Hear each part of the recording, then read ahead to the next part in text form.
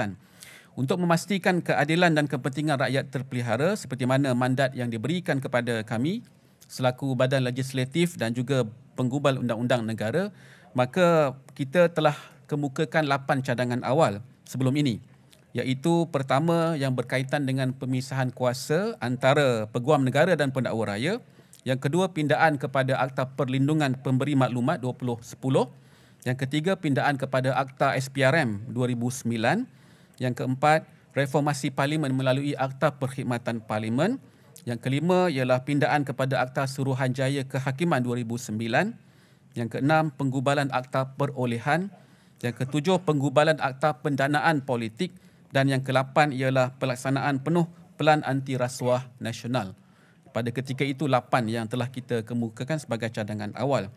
Namun setelah siri mesyuarat, setelah adanya banyak libat urus dan juga kita telah teliti dari segi kewajaran, dari segi kesegeraan, keutamaan dan juga kepentingan untuk reformasi institusi itu dilaksanakan secara yang tertib, secara yang komprehensif, terutamanya untuk kita memastikan ada pengawalan ketirisan, konflik kepentingan, pengukuhan ketelusan terhadap integriti governance dan agenda anti rasuah, maka kami telah bersetuju bahawa cadangan yang tersebut di atas itu harus dilaksanakan dalam beberapa fasa.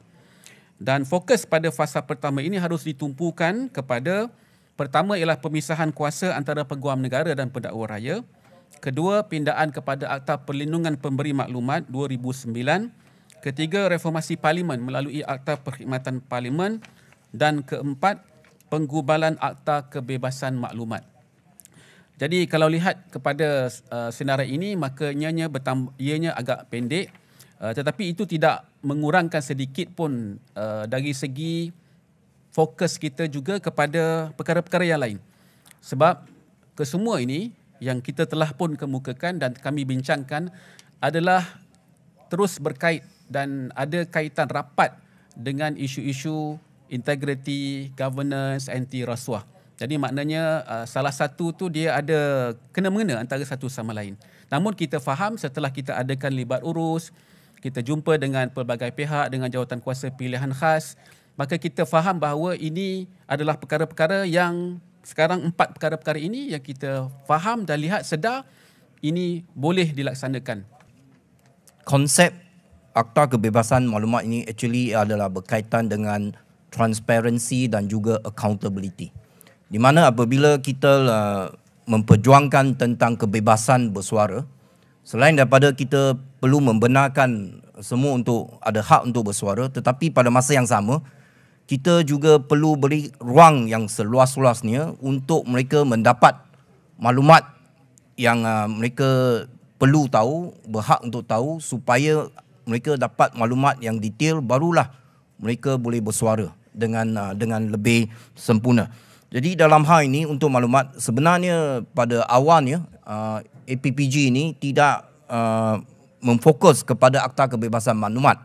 Akan tetapi apabila kita melihat kepada perkembangan terkini di mana Menteri Undang-Undang dan Reformasi Institusi telah mengatakan bahawa target mereka pada tahun ini, mereka nak bentang-tang Akta Kebebasan Maklumat ini. Jadi dengan sejajar dengan keputusan pihak kerajaan, maka APPG kali ini juga memasukkan penggubalan Akta Kebebasan Maklumat ini dalam fokus kita supaya kita dapat capai sasaran kita.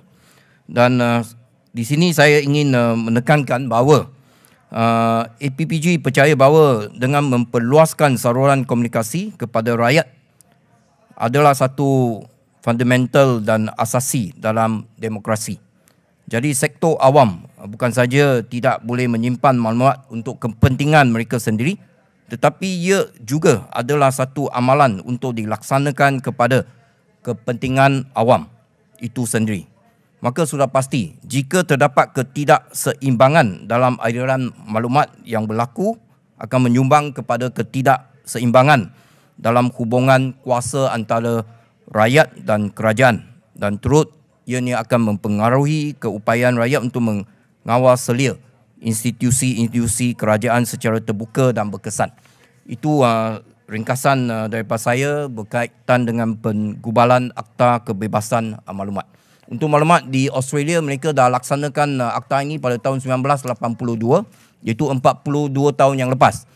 Dan mereka juga mengambil masa sebelum mereka luluskan di Parlimen pada 1982. Saya difahamkan mereka telah ambil masa lebih kurang 2 hingga 3 tahun untuk menggubah akta ini dan akhirnya dapat diluluskan di Parlimen.